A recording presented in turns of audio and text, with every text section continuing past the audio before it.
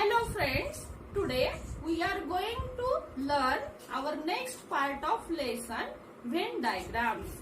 British mathematician John Venn was first to use closed figures to understand the concept of sets.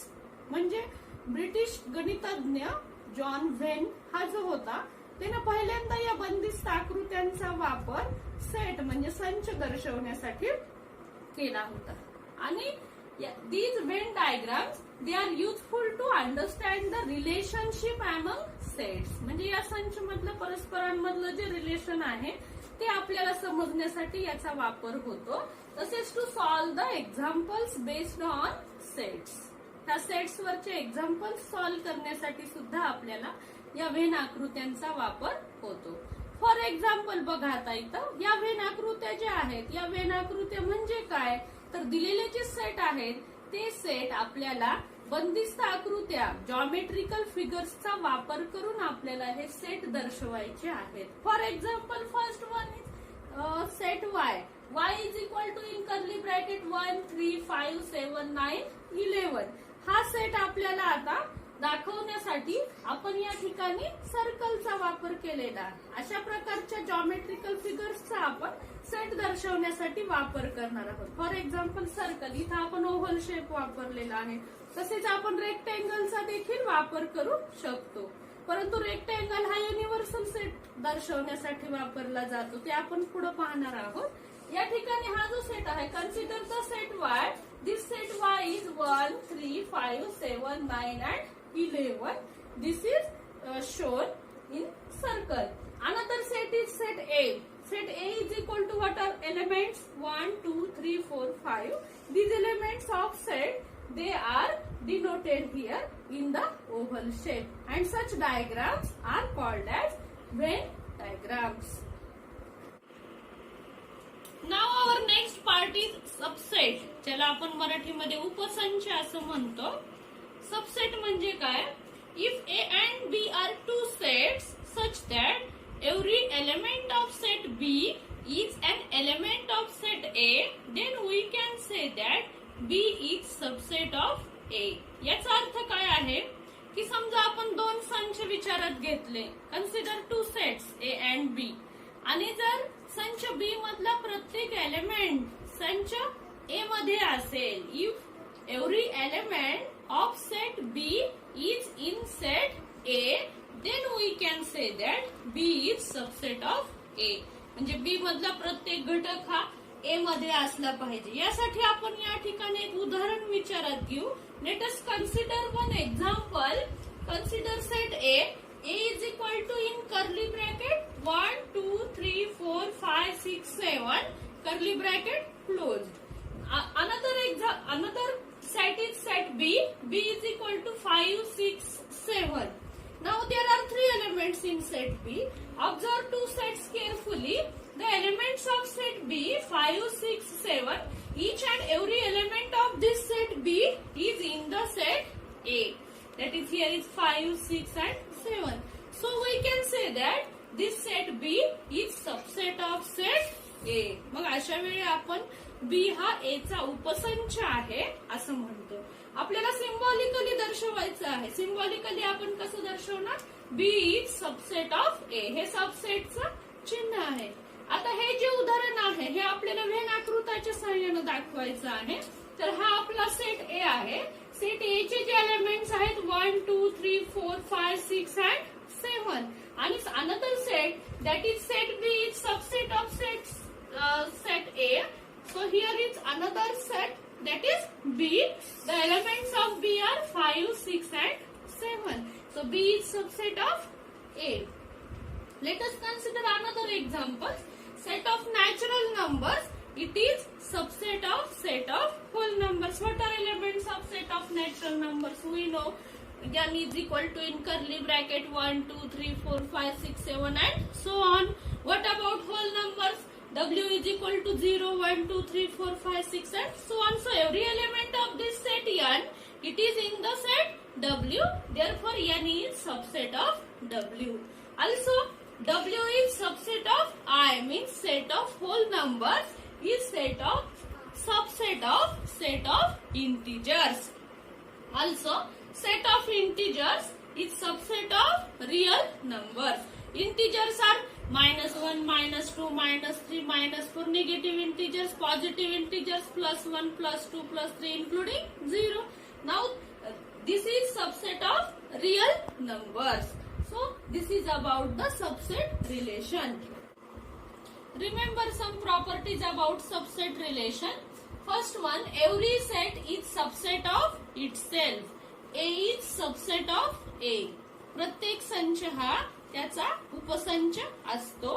दुसरी property, an empty set is subset of every set. रिक्त संच हा प्रत्येक संचाचा उपसंच असतो. Null set or phi set. It is subset of every set. So phi is subset of A. Third one, if A is equal to B, then A is subset of B and B is subset of A. Fourth property, if A is subset of B and B is subset of A, then we can say that A is equal to B, means A and B are equal sets. Next is universal set, ज्याला आपण मराठीमध्ये विश्वसंच असे म्हणतो. What is this universal set?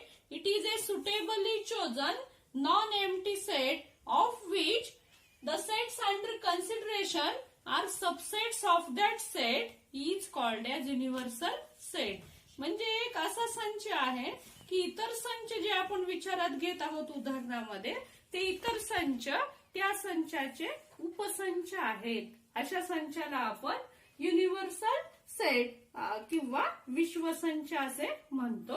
It is generally denoted by letter U and it is represented generally by a rectangle. म्हणजे आपण जेव्हा Wien आकृत्यांमध्ये दर्शवत असतो युनिव्हर्सल सेट, तेव्हा तो दर्शवण्यासाठी आपण रेक्टँगलचा वापर करत असतो. आता या ठिकाणी आपण एक उदाहरण विचारामध्ये घेऊया. समजा एक शाळेतील सर्व मुलांचा संच आहे आणि दुसरा जो संच आहे तो आहे अशा मुलांचा संच की ज्या मुलांची क्रिकेट टीम मध्ये निवड झालेली आहे. असे दोन आपण संच विचारात घेऊ. First set is of all the students in the school who play cricket, म्हणजे क्रिकेट हा खेळ खेळणारे सर्व विद्यार्थी आणि त्यामधील निवडलेले विद्यार्थी टीम ऑफ क्रिकेट प्लेयर्स. मग हे जर उदाहरण आपण विचारात घेतलं तर team all the students in the school who play cricket is a universal set and team of cricket players it is subset of the universal set. Now next part is complement of a set. तर complement म्हणजे काय हे समजून घेण्यासाठी अगोदर आपण universal set consider करू. Let U be the universal set. U is equal to 1, 2, 3, 4, 5, 6, 7, 8, 9 and 10. There is another set B. The elements of set B are 2, 4, 6, 8 and 10. Now what is complement? Now if U is universal set and B is subset of U, then the set of all elements in U which are not in the set B is called as complement of the set. म्हणजे काय बघा, आता बी मध्ये जे elements आहेत 2, 4, 6, 8, 10 हे universal set मध्ये आहेत. तर हे एलिमेंट्स वगळून उरलेले युनिव्हर्सल सेट मध्ये जे एलिमेंट्स आहेत, those elements they are in the complement of set B. The complement of set B, it is denoted by B dash or also it is denoted by B complement. म्हणजे B च्या डोक्यावर आपल्याला छोटा काय काढायचा आहे, C काढायचा आहे. म्हणजे ह्या कॉम्प्लिमेंट मध्ये मग यू मधले उरलेले कोणकोणते एलिमेंट्स येतील बघा. 2, 4, 6, 8, 10 हे एलिमेंट्स वगळून उरलेले एलिमेंट्स कोणते आहेत? 1, then 3, then 5, then 7 and 9. So these remaining elements are in the complement of set B. Therefore B complement or B dash is equal to 1, 3, 5, 7 and 9. Now this we shall denote with the help of Venn diagrams. U is the universal set containing the elements 1, 2, 3, 4, 5,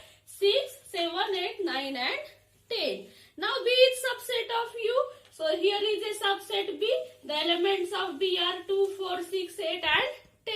So remaining elements will be in the complement of B, that is B dash 1, 3, 5, 7 and 9. In this way we shall denote this with the help of Venn diagram. Now if we consider the complement of B means B dash dash or complement of B dash, then we will see that the complement of B dash is nothing but set B again. म्हणजे आपल्याला B च्या complement मधले elements 1, 3, 5, 7, 9 हे वगळून उरलेले U मधले elements घ्यावे लागतील, युनिव्हर्सल सेट मधले एलिमेंट्स घ्यावे लागतील. मग ते एलिमेंट्स कोणते आहेत? तर ते एलिमेंट्स आहेत 1, 3, 5, 7 and 9.